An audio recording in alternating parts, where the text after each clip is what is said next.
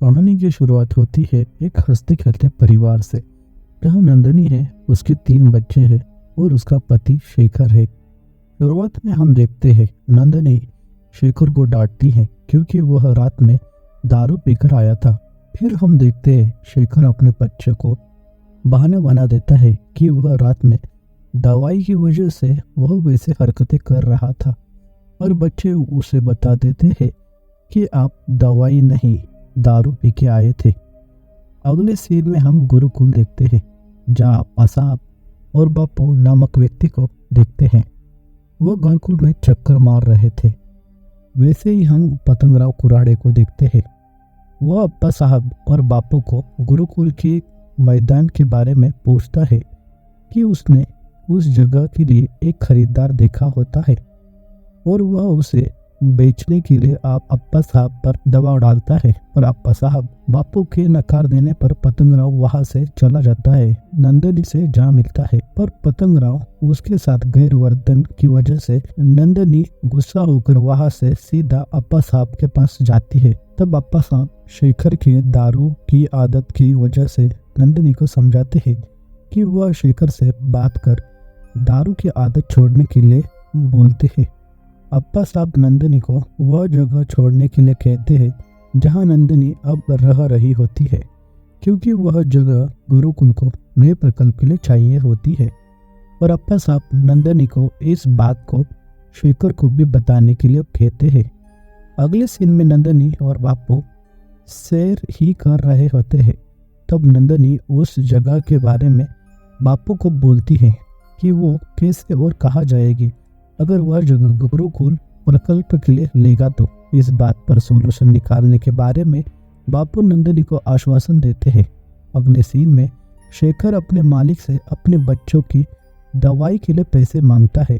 बहुत रिक्वेस्ट के बाद मालिक 100 रुपये दे देता है। फिर वह पैसे लेकर शेखर दारू के अड्डे पर जाता है। वह हमें दत्ता को दिखाते हैं। यह वही दत्ता था जिसने फिल्म की शुरुआत में शेखर को दारू पिला के घर भेजा था। दत्ता शेखर को देख दारू पिलाने के लिए उस पर प्रेशर डालता है। वह प्रेशर में आकर दारू पीने बैठ जाता है, पर वहीं पर बापू वहीं से गुजर रहे होते हैं। वह शेखर की गाड़ी वहां देख दारू के अड्डे में शेखर की खोज में जाते हैं, पर वहां से शेखर सबको चकमा देकर गाड़ी लेकर चला जाता है और वह दारू पीकर घर जाता है। वहाँ उसके बच्चे और नंदनी उस पर गुस्सा हो जाती है। अगली सुबह अप्पा साहब बापू के साथ मिलकर शेखर को दारू छोड़ने के लिए कहते हैं और व्यसन मुक्ति केंद्र भेजने की बात बोलते हैं। वह यहाँ नंदनी भी उसे प्रेशर डालती है कि व्यसन मुक्ति केंद्र जाने के लिए वह बस में बिठा देती है। और यह पतंगराव को नंदनी के बच्चों के मार्फत समझता है शेखर और वह घर पे नहीं है और नंदनी अकेली है। यह शेखर बस में बैठा होता है, तभी उसे दारू का अड्डा देखने की वजह से वह फुलापुर में ही उतर जाता है। और यह पतंगराव नंदनी के घर जाकर उसके साथ गैर वर्तन कर उस पर जबरदस्ती करने लगता है। तभी उसके बच्चे वहां आकर पतंगराव को पीट कर नंदनी को उसके चंगुल से बचा लेते हैं और पतंगराव गाड़ी में बैठकर वहां से भाग जाता है। रात में नंदनी के बच्चे स्टडी कर रहे होते हैं और नंदनी डर के मारे घर में बैठी होती है। तभी वह लोग शेखर की आवाज़ सुन जल्दी से दरवाज़ा खोलते हैं। शेखर दारू पीकर आया था। यह नंदनी बच्चों को घर के अंदर जाने के लिए बोलती है। वह रोने लगती है। इस बात से शेखर नशे में पूछता है कि क्या हुआ। तब अंजू, जो शेखर की बेटी है, सब घटित बातें शेखर को बता देती है। यह सुन शेखर गुस्से में जाकर पतंगराव से मारपीट करता है। अगले सीन में दत्ता यह सब बातें उसके बार में बैठे लोगों को स्टोरी की तरह बता रहा होता है। वहीं पे पतंगराव आकर यह बातें सुन दत्ता की कॉलर पकड़ लेता है। अगले सीन में शेखर पुणे में जा रहा होता है।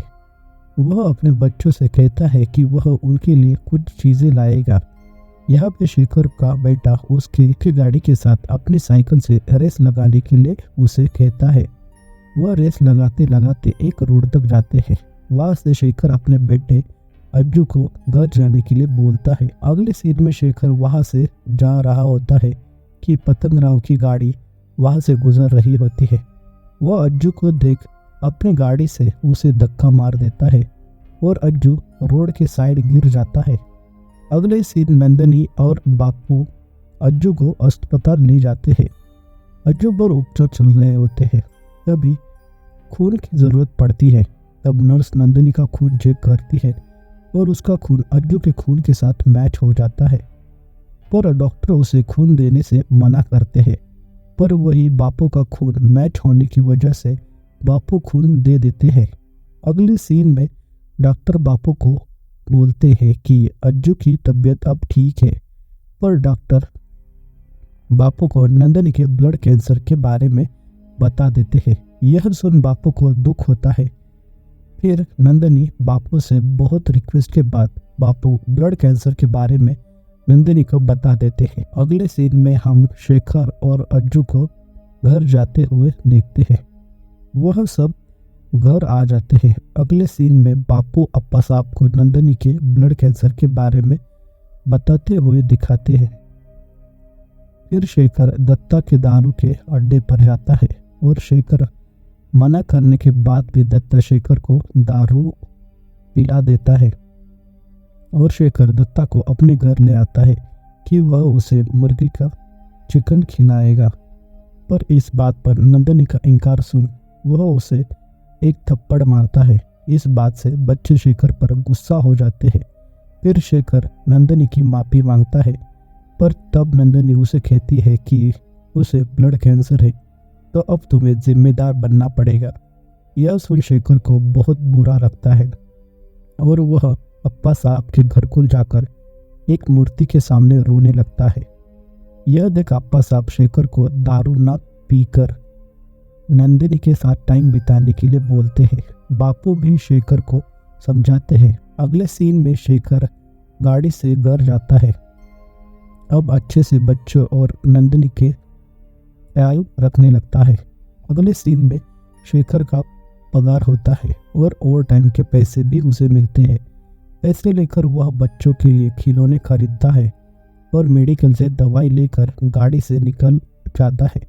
फिर वह रास्ते से जा रहा होता है तो उसे बीच रास्ते पर गाड़ी दिख जाती है और वह गाड़ी को हटाने के लिए वह जाता है तो दिखता है पतंग राव ने गाड़ी बीच में लगाई होती है।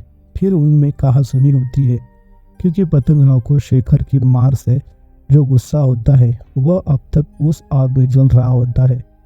तब उनमें मारपीट होती है और पतंग राव शेखर को जान से मार देता है। यह बात सुन नंदिनी रोने लगती है। फिर शेखर की आरती पर उसके बच्चे रोने लगते हैं। फिर उसकी अंतिम विधि हो जाती है।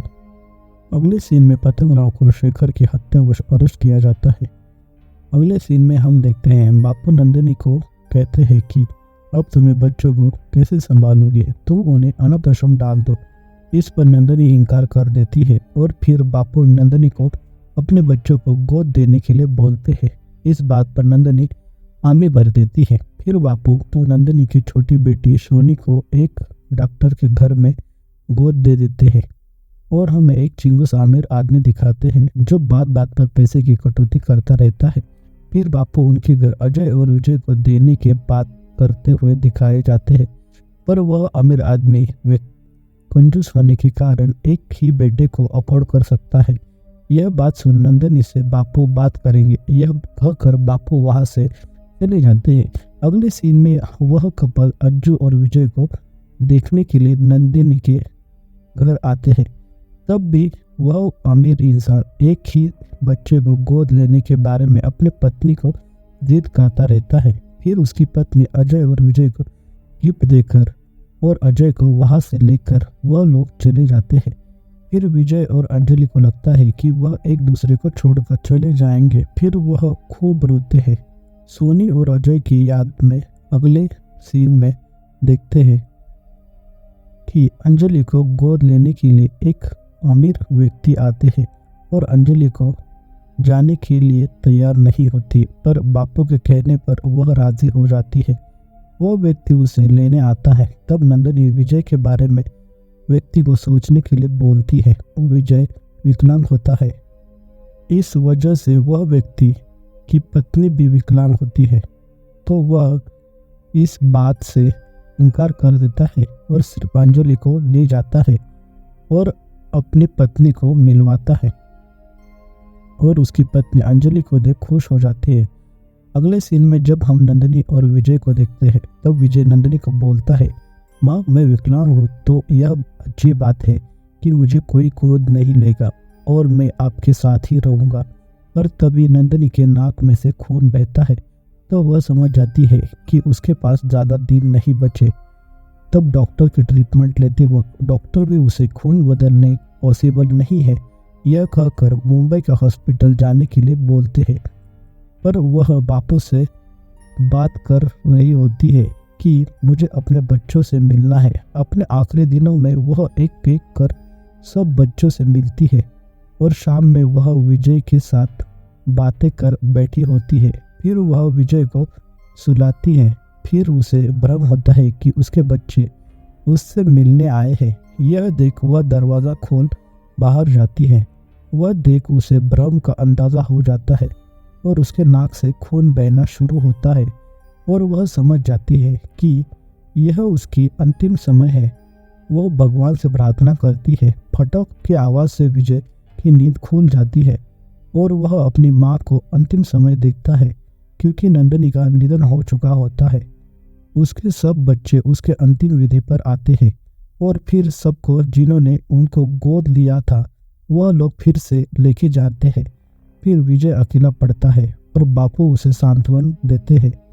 और थोड़ी देर बाद वह अमीर आदमी जिसने अजय को गोद लिया था वो विजय को भी गोद लेता है और यह कहानी यहीं पे ख़त्म हो जाती है। अगर आपको ऐसी ही वीडियो पसंद आती है तो प्लीज़ सब्सक्राइब करें, लाइक और शेयर करें। धन्यवाद।